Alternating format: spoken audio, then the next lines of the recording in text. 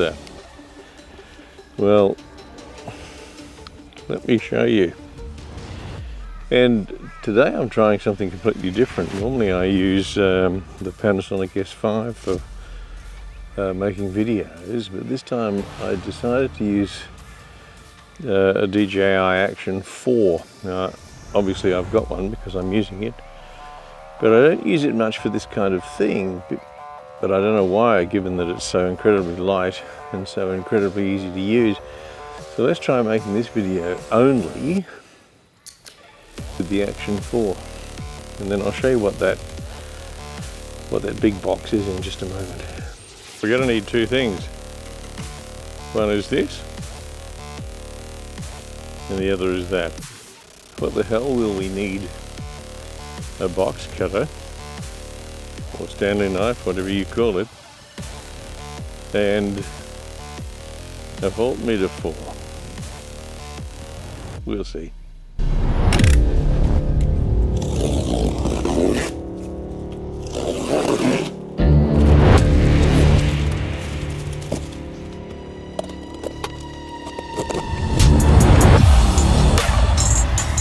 Important documents.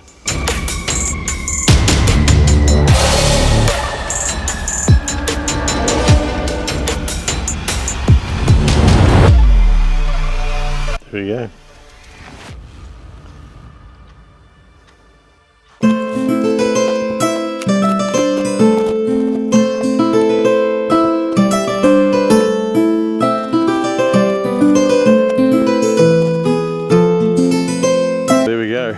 Now I just got to figure out a way to get the wheels on.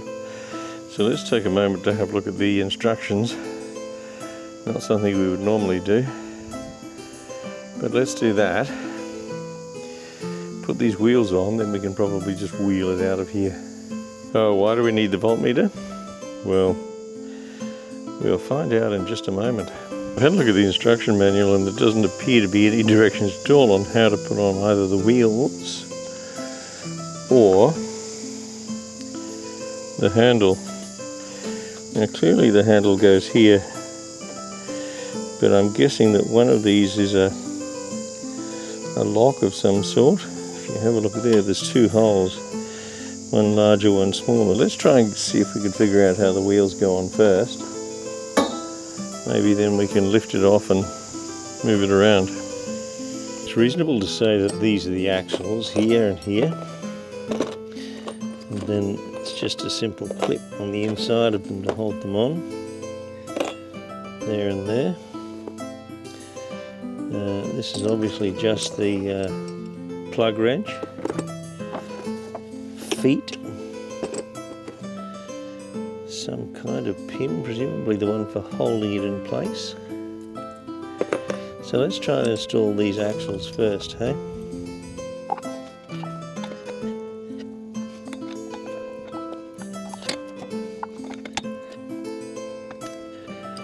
There's one, and there's two. So if we can swing this around on the ground, we should be able to just wheel it over there. So it weighs about 100 kilograms, I think, but thank goodness for wheels, hey? Because now this job is easy.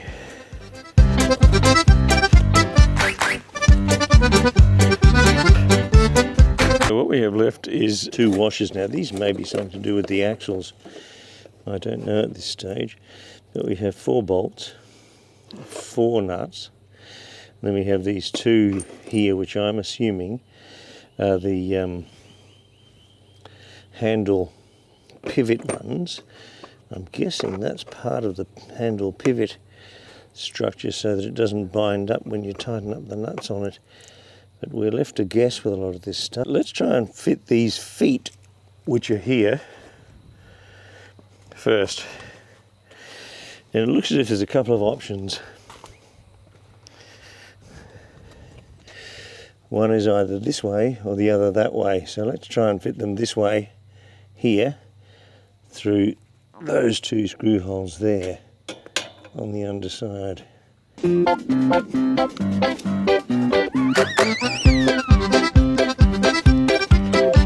Now that doesn't work because the holes are not lining up. But let's try it the other way on the other side and see if that works.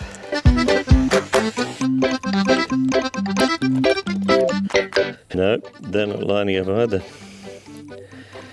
So it has to be the first way.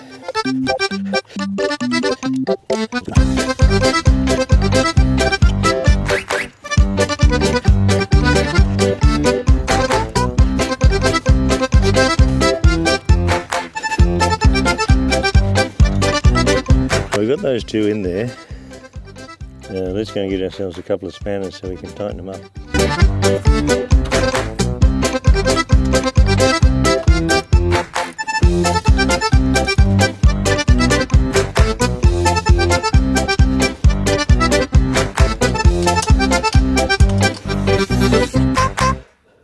Now to figure out the handle.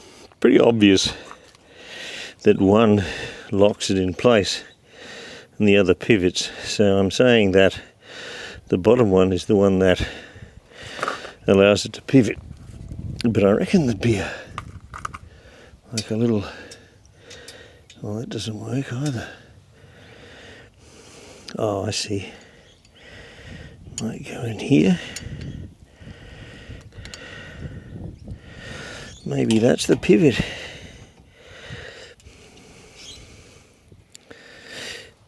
Maybe the top one is the pivot then. And these are the little hinge points. You know, often these jobs are quite difficult without a second person. I'm sure you'll agree. There we go though.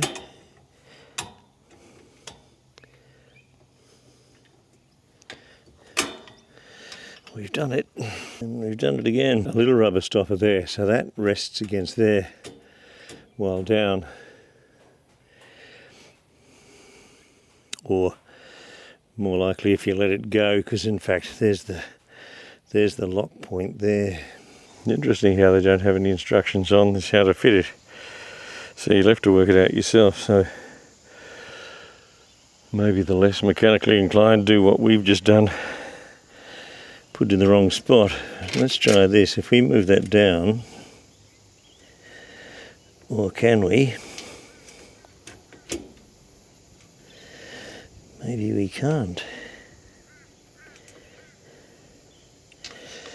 Well, let's just pull it off altogether.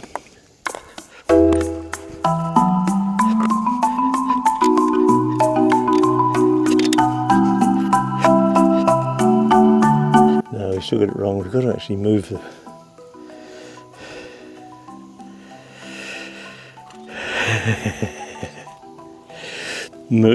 the this pin to that hole. Oh, except it doesn't go through it. Well, that's odd. So I figured it out. While I was trying to fit it this way, so we could lift it up this way, it actually doesn't go that way. It goes this way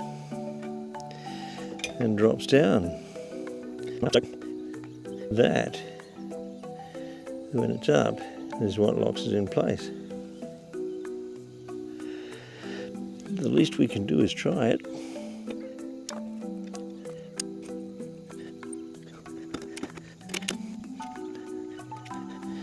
So when you lift it up, it locks in place like so. Let's tighten that up.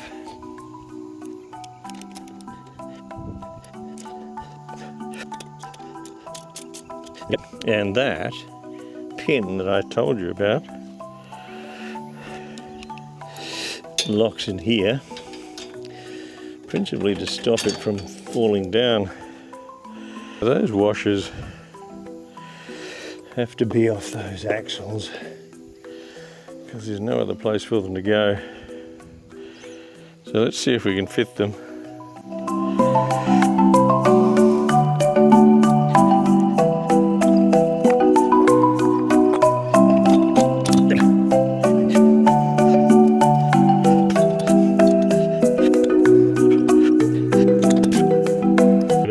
this battery and see that it has enough voltage.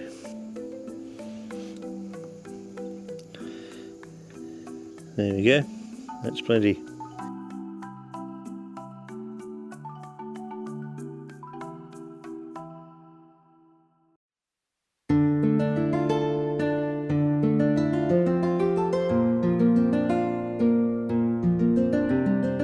Before lunch we unpacked the generator, checked the battery voltage, and assembled it all, of course. So what we're going to do is grab some fuel, take that down, check the oil, and see if she'll start. What do you think about that?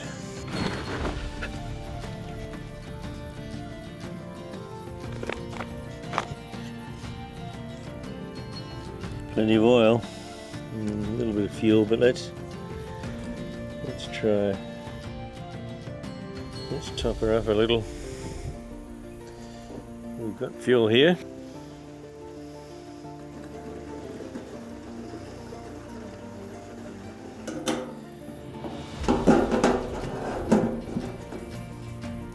We have to hook up the battery here.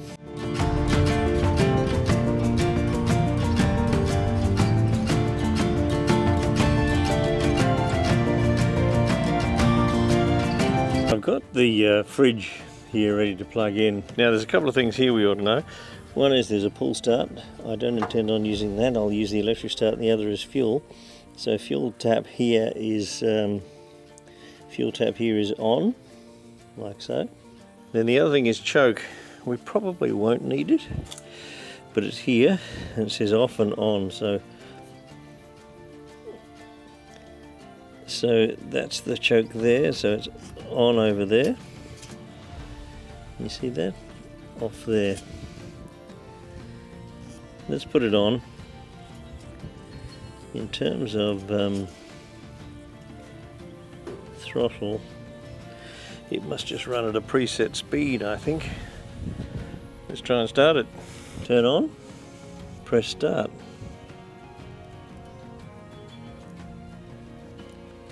Oh, that was successful. Am I missing a step? No. We turned it off, now it's on.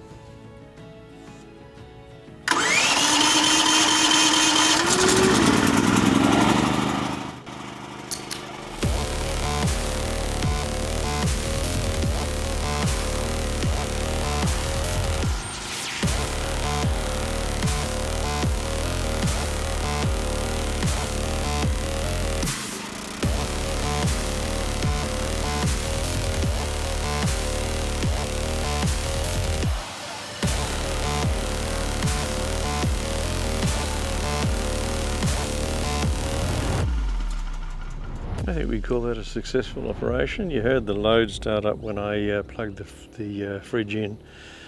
You wouldn't have heard it running, but I opened it up so you could see that the fridge light came on when I opened it, so that was working. I think that's a successful mission accomplished.